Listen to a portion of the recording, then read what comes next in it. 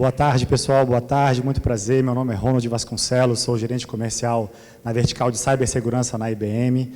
É um prazer estar aqui. Obrigado, Piccoli, pelo convite, pelo evento espetacular, o NSTIC. É uma honra para nós da IBM estarmos aqui com vocês, tá bom?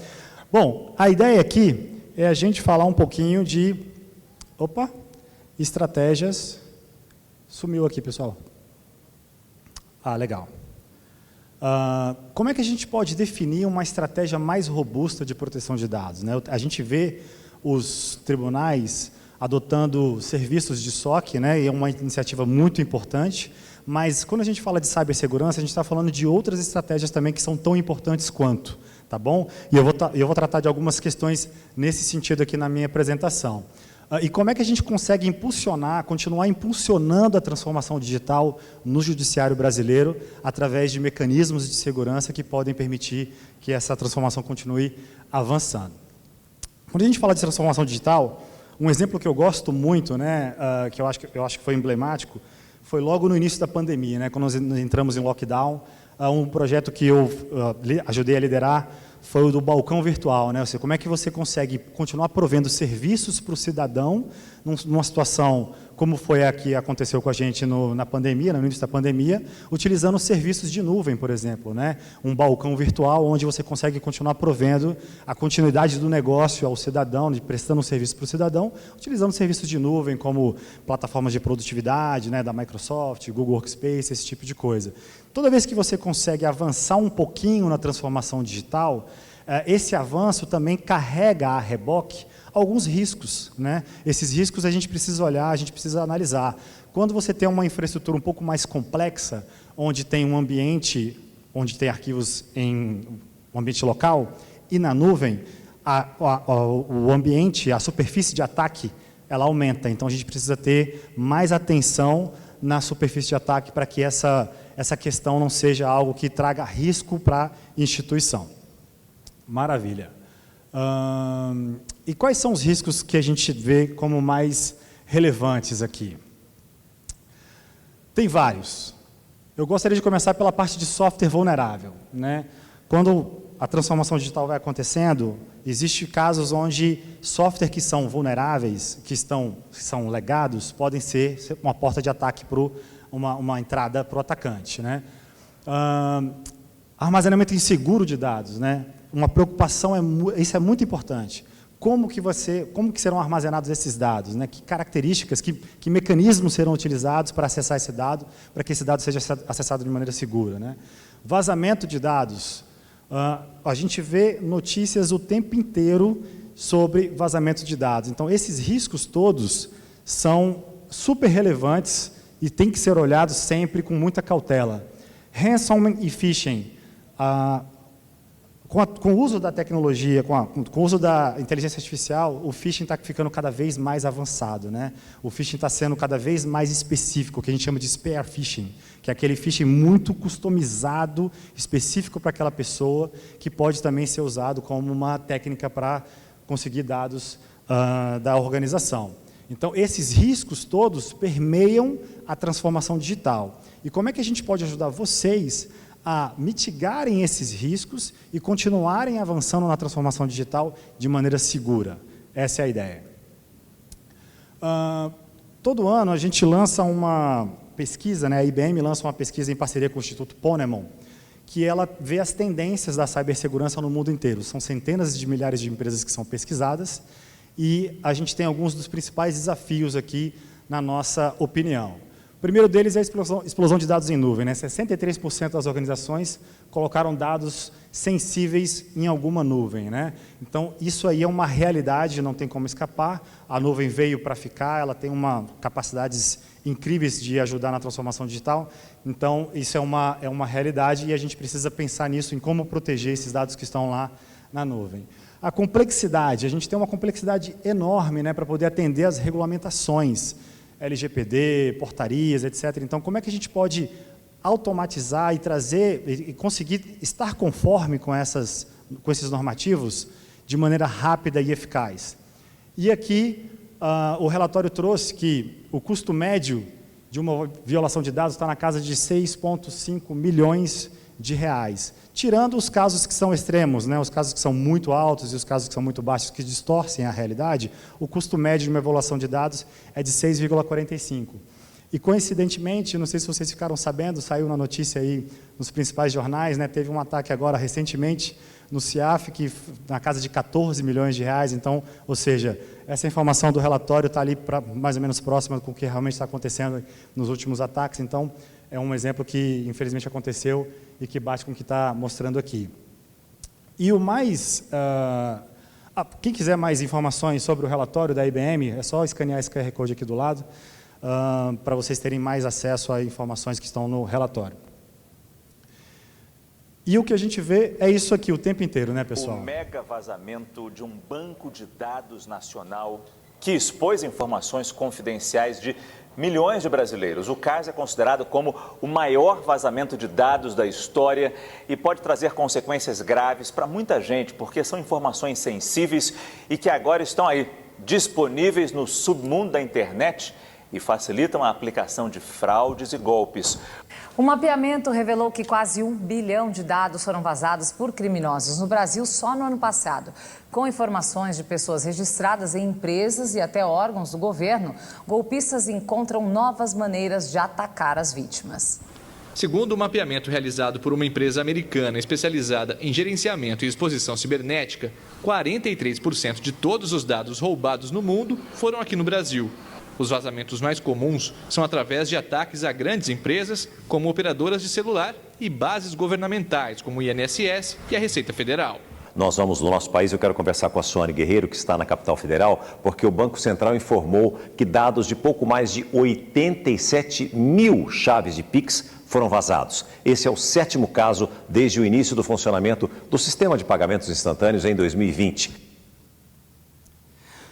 Pois é, pessoal. A gente vê isso o tempo inteiro e, no caso do judiciário, não é diferente. Tem alguém aqui do Tribunal de Justiça do Rio Grande do Sul? Presente? Legal.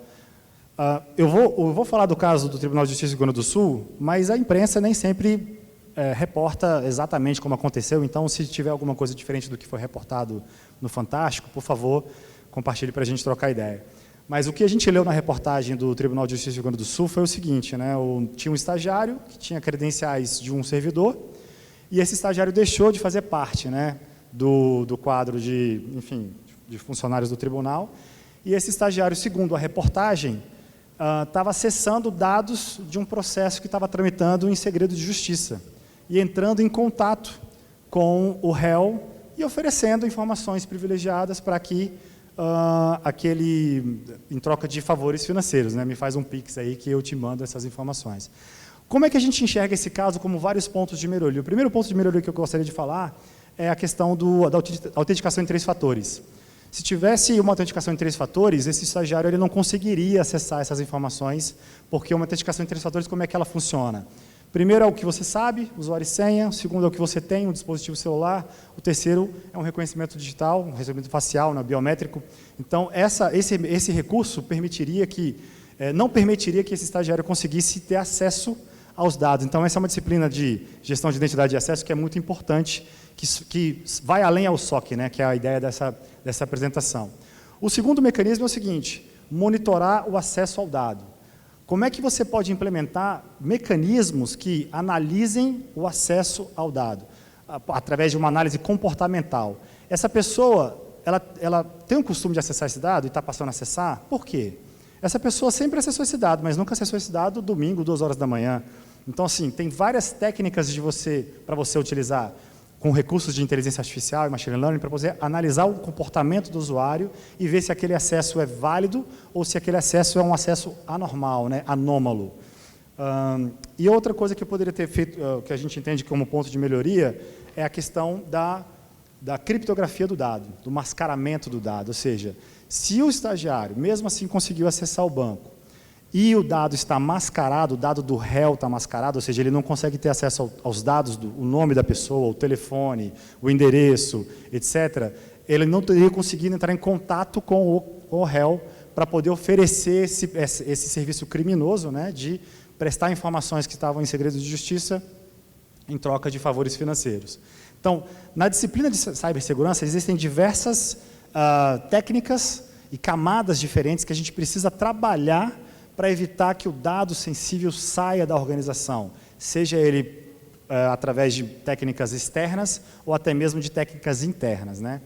Outro exemplo também que a gente achou que foi emblemático, que não está aqui, foi a questão da inserção do mandado de prisão de um ministro da mais alta corte do país, né? Ou seja, inseriram esse mandado de prisão diretamente no banco, ou seja, com uma tecnologia que é capaz de monitorar o acesso e as inserções e as consultas, esse tipo de situação jamais aconteceria. Perfeito.